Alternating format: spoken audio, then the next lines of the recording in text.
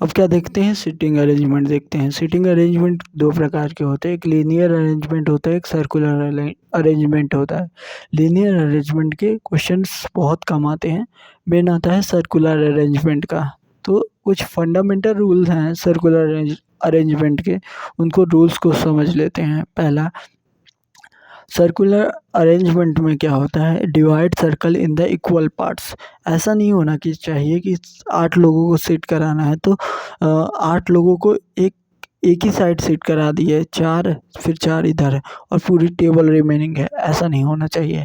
क्या करो, 2 को सीट कराना है तो आमने सामने, 4 को कराना है तो 2 को आमने सामने और दूसरे 2 को आमने सामने, ऐसे मतलब इक्वली डिस्ट्रीब्यूट करो।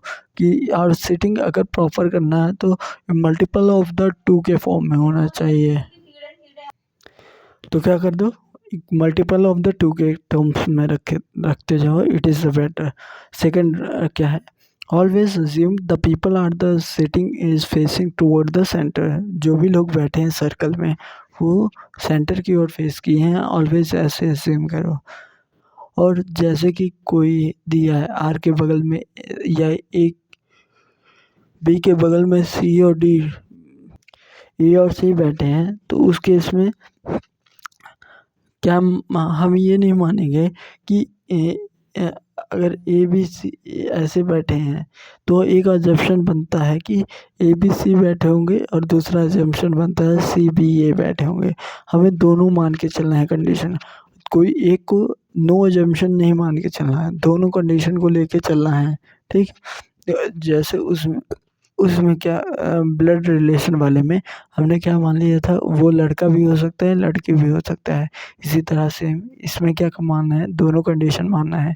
ए बी सी हो सकता है या सी बी ए होगा, दोनों मान सकते हैं।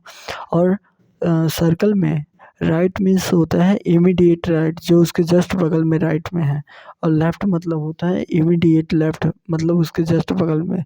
जैसे बी के लेफ्ट राइट होंगे ए और सी।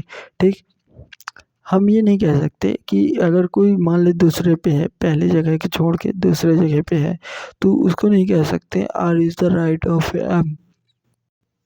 जैसे आर क्या है, एक जगह छोड़ के दूसरे जगह पे है, तो इसको बोल सकते हैं R is 2 place right of M.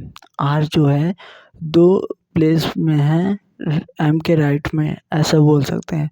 लेकिन R is right of M नहीं बोल सकते। 2 place of right of M, 3 place of right of 3 place right of M, ऐसा बोल सकते हैं। लेकिन उसके जस्ट एडजेसेंट में है ये नहीं बोल सकते हैं।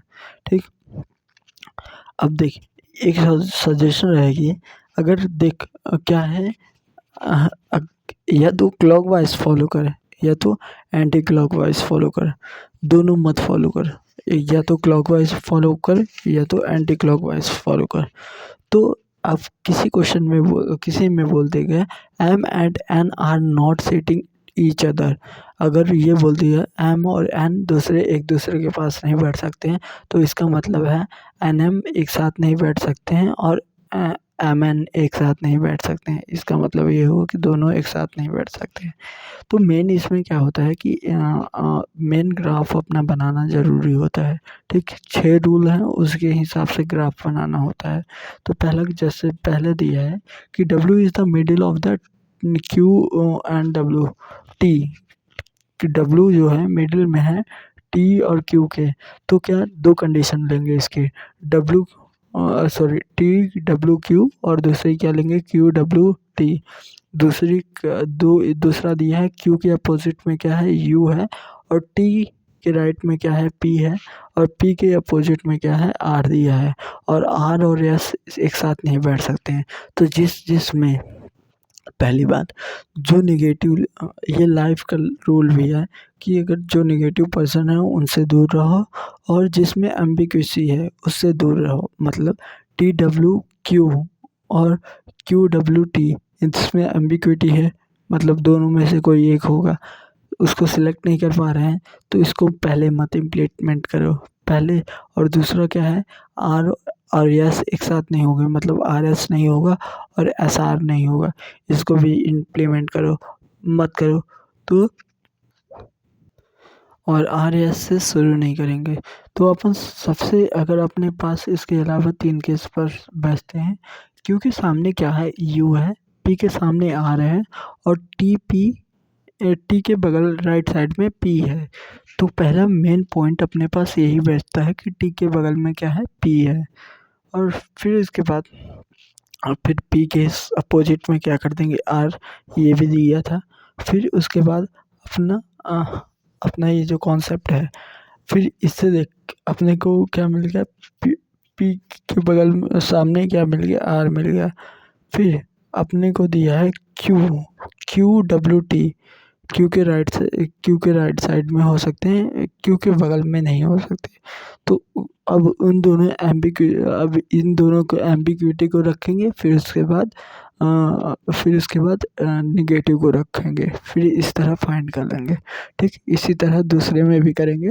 दूसरे में दो ग्राफ बनेंगे, जैसे D is between E and B दिया है, तो ई डी बी भी बन सकता है और बी डी ई भी बन सकता है, दोनों कंडीशन बन सकती है।